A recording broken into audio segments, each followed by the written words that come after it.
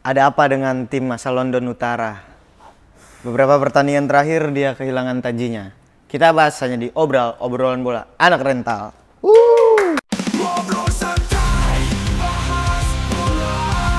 Datik dengan cek sana, cek sini. Tenang pisang tepis penalti. Cuma di obral semua happy. Ada Kiki Sawi, Macan dan Dorati. Ngobrol sampai pagi, juga jadi gak perlu emosi. Yang penting hahaha. Dengan format yang berbeda, tidak usah perkenalan. Saya Berdimo dan di depan saya ada Nando. Sini kita dynamic duo. Dynamic duo. Kita coba mengganggu dominasi Coach Justin dan Panji ya.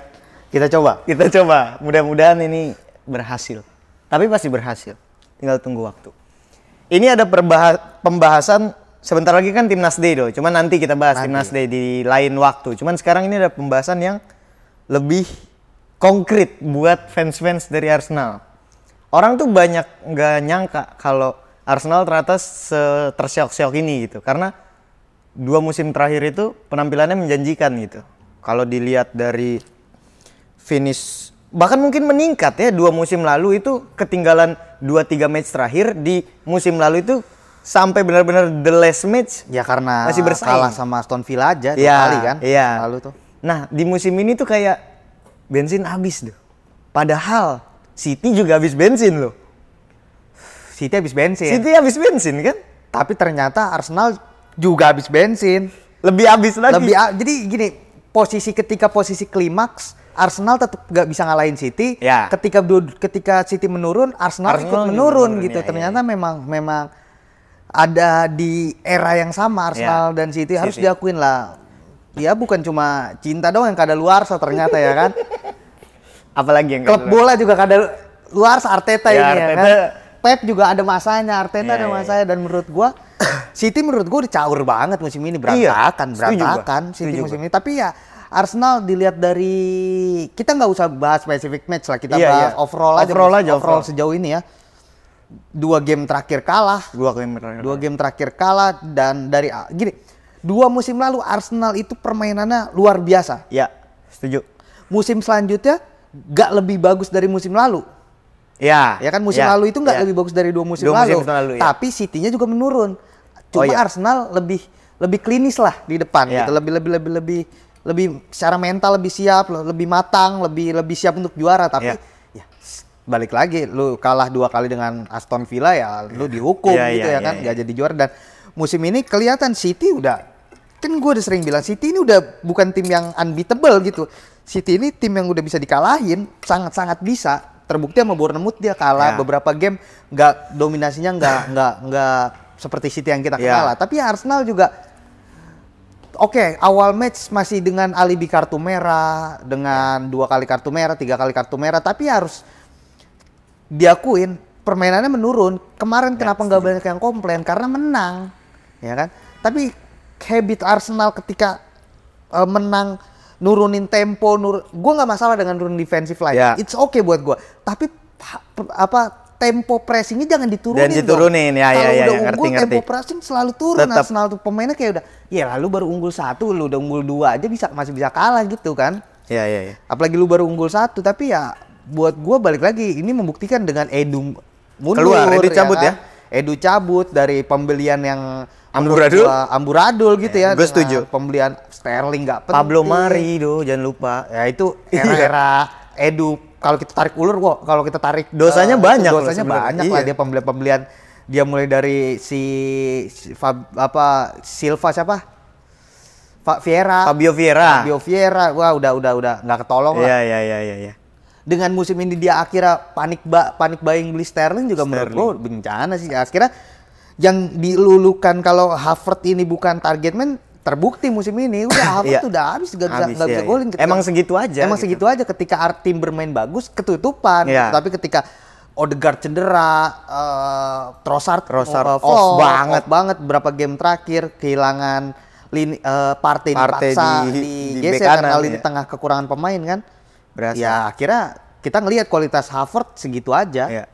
Ya gue setuju sih. Tapi kalau ngelihat banyak fans kan bilang, iya Odegaard cedera, terus Trossard lagi off, Havertz lagi off, terus kekurangan back sayap kita gitu kan. Padahal udah banyak banget Padahal udah cedera banyak semua. banget iya. Dan itu menurut gue cuman sebagian kecil, tapi the bigger picture-nya adalah Arteta yang gak berani. Maksud gue dengan materi pemain lu kayak gitu, menurut gue lu tetap bisa menang asal cara main lu nggak, ya itu tadi yang lu bilang, nahan, kalau udah menang terus kabur gitu, kayak kabur dari permainan dong kesannya.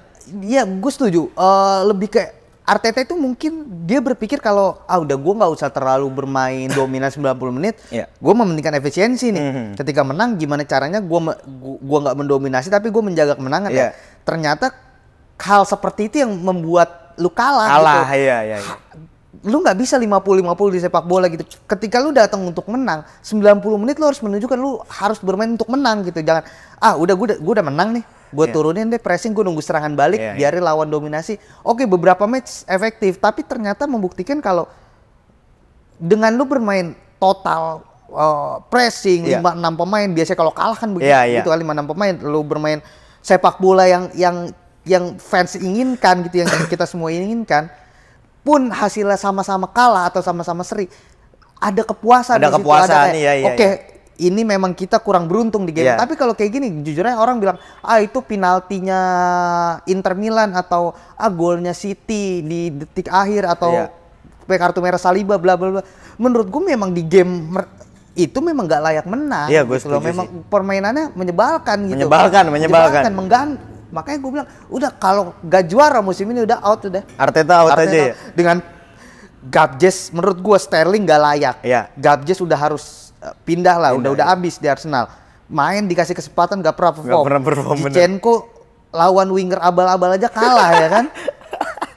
Merino juga ya so-so aja, belum menunjukkan tapi ya bukan jadi game changer gitu. Dibeli lu kan bisa jadi game changer. Benar. Nggak kayak Declan Rice ketika berdatang gitu. Nggak kayak Trossard, nggak kayak pemain-pemain yang dibeli memang bisa merubah momentum. Kalau Fiori mungkin masih oke lah.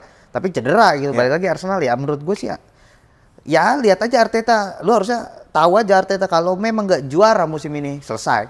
The one and only musim ini yang bisa dibanggakan sama Arsenal ya cuman Calafiori sih pembeliannya ya. Selepas itu Sterling. Arsenal selalu kayak gitu, kayak Declan Rice. Tapi di luar-luar itu lu lihat pembeliannya kan. Ada berhasil, yang nggak berhasil lebih banyak, bener. Dan itu harus ya mungkin apa sih dulu tahu nggak sih isu kenapa Edu mundur? Ya menurut gua ya ini di luar kabar burung menurut gua pribadi ya karena dia merasa bertanggung jawab dengan banyaknya pemain yang cedera. Ternyata pembeliannya nggak efektif, nggak bisa menggantikan dan flop lah kita bisa bilang flop menurut gua. Tapi kalau kabarnya kan memang si Edu merasa bertanggung jawab aja kan. Tinggal nanti Dirtek yang baru itu katanya rumornya akan banyak didominasi oleh Arteta gitu, akan sesuai keinginan Arteta banget. Dan menurut gua bencana lah. Malah bencana. Selera Arteta kacau. Rumornya bahkan ada katanya Thomas Rosicky buat jadi Dirtek. Menurut gua mending lu ambil Dirtek yang udah belum teruji dong. Belum teruji kan. Makanya mending ambil Dirtek yang udah gak usah punya ini sama Arteta lah apa chemistry bla bla bla. Udah ambil aja Dirtek yang memang udah berkompeten gitu yang oke lah. Record udah teruji gitu kan. Kalau kayak gini ya bener, gue setuju sih malah jadi bencana karena gue nggak tahu ya. Irisannya tipis. Arteta tuh kepala batu banget. Kepala batu, dia masih Gabjes masih dipasang. Nwaneri gak mau beli striker 2 musim. Nwaneri udah 1 sosial media itu kasih kesempatan ini bocah masih dicadangin ya kan, masih maininnya di Piala Carabao. Carabao. Nggak habis pikir gue. Dan Nwaneri kemarin masuk aja lawan Inter lebih mendominasi. Improve. Lebih memberikan tekanan daripada Trossard yang main 70 menit, 80 menit ya. Tapi ada kendala banyak juga pemain yang lagi off nggak tuh? Lu ngelihat itu nggak? Kalau gue ngelihat yang jelas di mata gue ya Martinelli dan Trossard.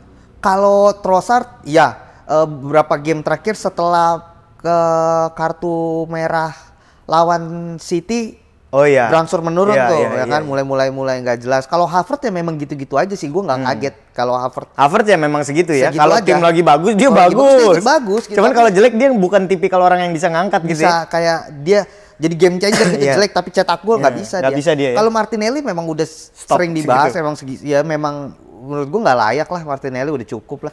Udah ya oke, tapi nggak bisa gini, Bukan lu top harus class cari player, ya. lu harus cari lawan seimbang untuk Bukayo Saka gitu. Jadi nggak serangannya nggak dominan dari kanan. Martinelli mungkin dalam satu game dia bisa 20 kali crossing kali. Iya, ya. iya, setuju Bener-bener gua. nggak ada yang jadi bola matang Iya, gitu. iya.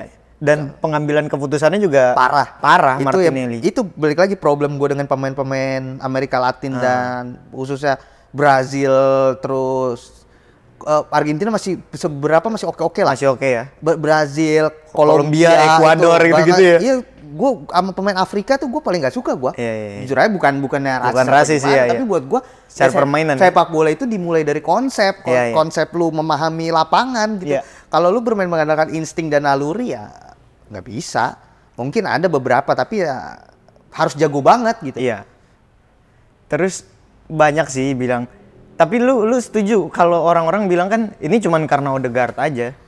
Menurut gua Arsenal terseok ada atau nggak ada Odegaard nggak bisa jadi patokan lah. Hmm. City musim lalu kehilangan De Bruyne berapa banyak Iya. gitu, tapi tetap juara. dan udah berlatih terbiasa tempat De Dan Bruyne iya ya. gitu, karena balik lagi pemain itu come and go gitu loh. Setuju. Nggak ada pemain yang ini Arsenal bermain untuk timnya Odegaard atau timnya Saka, nggak ada lah. Lu 11 punya porsinya masing-masing. Yang paling dominan adalah pelatih. Sebenarnya. Kalau memang patut yang disalahin karena Arsenal kayak gini karena Odegaard, enggak. Menurut gua karena Arteta. Gimana lu caranya si Arteta nggak bisa ngeramu tim ini Iya. sebaik dengan Odegaard gitu. Iya, iya, Walaupun iya, lu harus iya. cari dong Cari cara. jalan keluar Iya, dong iya, ketika nggak ada Odegaard. Kenapa ya Nwaneri? Gue juga bingung loh. Padahal bagus menurut Iya, gua maksud layak. gua secara penampilan memang mungkin konsisten enggak gitu. Cuman lu punya angin baru setidaknya at least Anak gitu 17 tahun menurut gua ya. Lamine Yamal waktu awal juga pasti banyak Iya, lah pro iya, kontra iya, gitu, iya. banyak gak konsisten walaupun tapi kan cepet karena Iya, dikasih iya. kesempatan mulu. Dan menurut gua Nwaneri di luar dia masih banyak oke keputusan masih banyak yang Iya. belum tepat, itu it's okay anak 17 tahun. 17 tapi tahun. yang gua suka determinasinya tinggi Iya, gitu iya, loh. iya. Itu yang paling penting. Semangatnya ya. Hilang bola lu kejar, defense mau nyerang, mau lari 90 menit. Iya. Itu yang penting ketika tim lagi terseok-seok tuh perlu pemain yang kayak gue nggak peduli, gue nggak perlu kelihatan keren, gue nggak peduli gue main untuk siapa, Iya. tapi gue pengen nunjukin gue pengen masuk ke starting. Iya, iya, Mental-mental kayak gitu yang Arsenal perlu. Karena satu hal yang jadi sorotan belakangan itu, orang kan banyak bilang udah Martinelli ngapain lagi masih dimainin bla bla bla bla bla. Cuman emang gue ngelihatnya satu kita nggak ada lagi gitu dong. Nggak ada lagi. Terus kedua ya dia plusnya Martinelli memang kalau kita bahas Martinelli ya plusnya dia adalah mau track back aja gitu kan. Iya, dia rajin defense. Rajin defense Tapi gitu. balik lagi tugas winger itu bukan bertahan. Iya sih, benar, pada lu punya intinya winger ya. yang nggak bertahan tapi kayak Vinicius ya it's okay buat Iya, gue ya benar, kan. Selama lu cetak gol, selama lu bisa bikin chance untuk memudahkan tim untuk jadi game changer, lu males-malesan, lu petantang-petenteng, gue sih kalau gue ya bodo amat gue. Iya, iya, Attitude lu sampah kayak gue terserah. Yang selama penting lu jago. tugas lu laksanakan. Itu paling penting. Orang bilang attitude di atas skill, enggak buat gua. Balik lagi di dunia profesional, attitude penting tapi kalau lu nggak jago lu nggak kepake, sesimpel itu. Iya sih bener sih. Iya doang tapi nggak Iya. bisa ya gimana. Lu mundur, iya, lu lari, iya, tapi ya kontrol lu begitu, passing Iya, lu begitu ya nggak bakal kepake lu. Sama gue membingungkan, tadi udah kita bahas dikit, cuman kalau ngobrol lebih jauh soal kebatuan kepalanya Arteta soal dia ngerasa tetap nggak butuh striker gitu loh. Doh. Dan itu makanya ini yang gua tunggu di Januari nih. Aha. Kalau memang bener-bener dia merasa kayak lini depan kita cukup dengan Havertz dan goblok Gakjes, gua nggak kaget kalau Arteta kelempar dari persaingan besar. juara. Kalau 4 besar sih masih kepegang, masih kepegang menurut gua. 4 besar walaupun di 4 atau di 3 ya, Iya, tapi iya. untuk di tier seperti musim-musim lalu 1-2 sulit. Karena gue ngelihat membahayakan sih Chelsea walaupun belakangan lagi rada turun ya, cuman secara permainan tuh membahayakan loh Chelsea. Bisa gini, mengganggu loh. Si Maresca itu kayak sama aja menurut gua kayak Arne Slot, kayak Hansi Flick yang baru masuk tapi udah memberikan dampak tuh. Iya, iya, iya. Cuma bedanya Barca ketika Hansi Flick masuk hancur, tapi tetap peringkat 2. Iya. Tetap Hancurnya dia ya, segitu. hancur tim atas gitu ya. Liverpool kehilangan Klopp, masih Liverpool yang kita Iya. kenal. Chelsea sebelum Maresca masuk, ya lu tahu kan separah apa. Iya. Makanya kalau Chelsea mungkin udah lebih stabil, udah lebih oke, udah dominasi 4 besar, Kegusur Arsenal. bisa lebih gila. Maresca kan ibaratnya ngebangun ini, gue punya nih stok pemain. Iya. Udah lu rumusin deh. Iya benar, kayak gitu Kalau kalau Liverpool Maresca. udah ibaratnya dia nggak dikasih slot, dia dikasih siapa juga, template-nya udah punya. Template-nya udah Barca punya. udah punya Iya. dengan Lamin, Lewandowski, Rapinya. Kalau si Chelsea kita nggak bingung tahu ya, siapa masih yang mau berantakan, dimainin. masih berantakan, bener. Maresca di pramusim kalah-kalah Iya, segala iya. macam, berapa kali dia tuker akhirnya Nemu. naik kan, Iya. kejar kan. Dan Kejar. ya itu. Nah itu yang gua khawatirin sih kalau Arteta nggak beli, karena kabarnya, aduh striker yang gue pengen banget si Gyökeres doh. Gyökeres. Kabarnya kan dia Amorim nih, gue takut nih dia ngikut Amorim doh. Gue sih mikirnya dia nggak akan ke MU karena MU udah pertama budgetnya udah habis. Ya. Ya kan, untuk keluarin uang 80 juta euro agak berat lah. Ya. Dan stok striker dia udah banyak. Iya Ada sih. Zirkzee dan Højlund. Rashford bisa karena era sekarang main satu striker. Ya, ya. Kalau zaman dulu 4-4-2 ya mungkin banget. Mungkin Gyökeres masih sangat diangkut mungkin, ya. Iya. Tapi kalau dengan ya kita kenal Amorim 3 back, 3-4-3, ya kan ya. satu striker, ya kayaknya sih dia akan percaya sama Zirkzee dan Højlund ya. Lagi juga Gyökeres dengan sentuhan Amorim bisa kayak gitu, nggak menutup kemungkinan Zirkzee atau Højlund dengan Bisa kayak gitu sentuhan, juga ya. Amorim bisa kayak gitu, Ya, ya. walaupun nggak menutup kemungkinan Amorim kayak Ten Hag juga. Iya sih, karena kan isunya Template-nya persis. Iya, iya, Ten Hag di Ajax kurang oke apa, kurang menawan Iya lagi. apa ya kan? Iya lagi. Di Ajax nggak, pemain-pemain rising star muncul, Iya, iya, permainan iya, iya, konsep, iya. datang ke MU berantakan. Amorim belum kalah loh di Sporting musim ini 9 kali main sama sekali nggak kalah. Dan apa ngobrak-ngabrik City terakhir. Iya, dengan ngacak-ngacak City terakhir kan. Tapi ya balik lagi kalau datang ke MU, apakah bener siap pelatihnya atau manajemennya, Iya, iya. atau pemain-pemain yang harus dibuang, berani nggak dia ngebuang kayak Rashford? Iya. Lindelof juga tuh masih ada. Iya, pemain-pemain yang Shaw punya ya. dominasi di Iya, ruang iya, ganti iya. itu harus disingkirin. Karena isu bener yang gue udah pernah bilang, isu MU itu bukan lagi isu taktikal lapangan. Udah. Tapi ego para pemain Itu kan. makanya sangat kompleks gitu permasalahan di MU itu. Iya sih. Nah gue berharapnya masih berharap sih Arsenal bisa punya Arteta lah khususnya, bisa punya kedewasaan buat menerima kalau oke, lini depan gue kurang tajam gitu. Lu nggak bisa bergantung sama Saka, lu nggak bisa bergantung sama Havertz yang bukan striker gitu. Lagi-lagi Arsenal kehilangan Saka, selesai. mediocre. Mediocre. Lini depannya mediocre. Dua Mediocre, iya. game tanpa Saka. Untung ketika lawan Liverpool balik kan. Iya. 2 game sebelumnya mediocre. Mediocre Arsenal banget, yang depannya kelihatan. acak-acakan. Sterling lah, Gabjes lah, siapa. Dan ya lu nggak punya pengganti setara, balik lagi. Iya. Itu permasalahannya kan. Dan menurut gue Januari minimal harus datang striker 1, winger 1.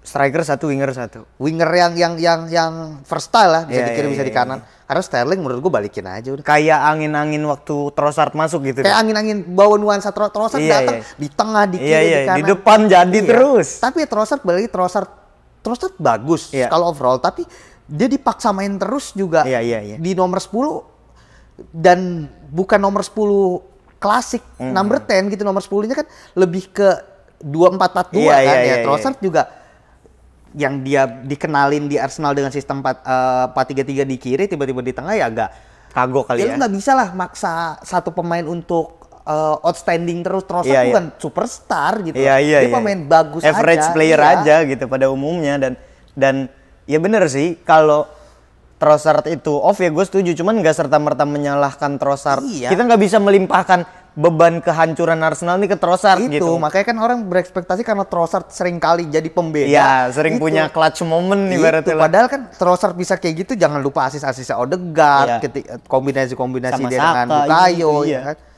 Trossard sendiri duet sama Martinelli, Gabjes di depannya bencana juga lah, berharap apa? Capek lu. juga. Capek juga. Trossard juga lagi off, jadi ya kita nggak bisa lah. Martinelli juga Iya. udah sering banget lah Martinelli, Sering, nggak stabil banget lah. Nggak stabil. Kalau Trossard nggak stabil, Martinelli jauh lebih nggak Nggak stabil, stabil itu. ya. Karena gue ngeliat Trossard baru musim ini aja sih do. Karena musim ini dipaksa main terus. Iya, Trossard tuh diforsir jarang banget main terus. habis-habisannya. Sekali starter, Ntar minggu depannya cadangan, langsung ganti Iya. atau gimana. Mungkin gitu. dia kehilangan motivasi untuk Iya, ngejar. iya, Makanya kabar baiknya Odegaard balik juga sih. Odegaard dia masuk Kemarin line debut. up ya, iya Kemarin debut ya debut. kemarin. 5 menit Dan lah. dan mudah-mudahan jadi angin seger Gitu lah sih. buat Arsenal. Tapi sedikit dong ngomentarin pembelian di lini tengah tuh Merino. Lu ngeliatnya gimana Merino?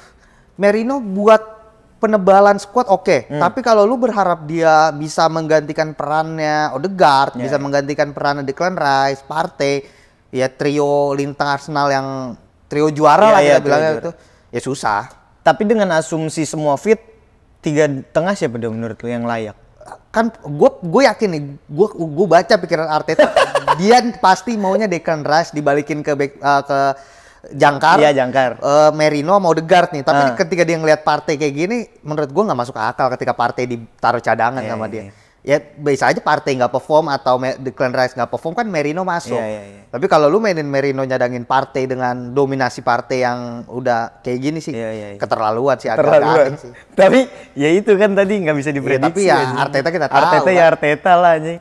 Kadang dia pengen nunjukin kalau pemain baru gue oke loh gitu. Itu permasalahannya. Itu kan sering terjadi itu doh. Karena ya balik lagi lah, dinamika pemikiran Arteta nggak bisa prediksi aja.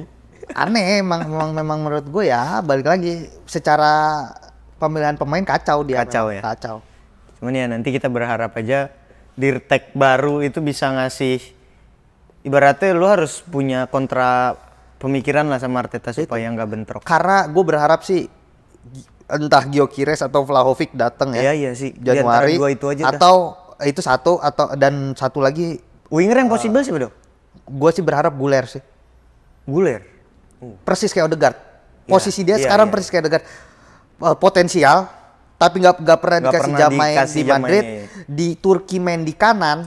Oh iya benar. Di Madrid sering jadi gelandang. Nomor 10 kan. Madrid dengan 4-4-2 diamond, dan menurut gue itu pos yang Arsenal kosong sih. Ya. Karena di kiri masih ada Martinelli, masih ada Trossard di sana, bisa gantian. Sterling juga pada walaupun opsi ketiga. Tapi kalau di kanan kehilangan Bukayo Saka. Iya belum ada. Guler menurut gue sangat potensial kalau gue ngelihat gayanya sangat bisa nyucuk-nyucuk dikit Bukayo lah ya. Odegaard wannabe lah. Gue ngeliat Odegaard dulu kayak gini juga. Odegaard persis nggak dapet kesempatan. Odegaard versi mentah ya. Iya, ditaruh di Arsenal itu ya Guler juga bisa lah. Oke, menarik. Dengan Nwaneri yang harus dikasih kesempatan. Iya, kan? Nwaneri itu sebenarnya salah satu kunci. 20 menit terakhir lah. Gue berharap Nwaneri itu jadi kayak Maino loh. Maksudnya di era hancurnya sebuah klub ada satu mutiara bisa dipetik gitu loh. Tapi kan si bedanya Ten Hag berani pasang Maino kan. Iya. Nah ini dan Arteta. Ya kita lihat ke depan Arteta apakah berubah pikiran. Semoga aja dia punya pikiran. Oke, kalau gitu kita cukupkan dulu bahas Arsenal, nanti kita bertemu lagi bahas banyak klub di Eropa. Sampai bertemu di obrolan episode selanjutnya. Obrolan bola anak rental.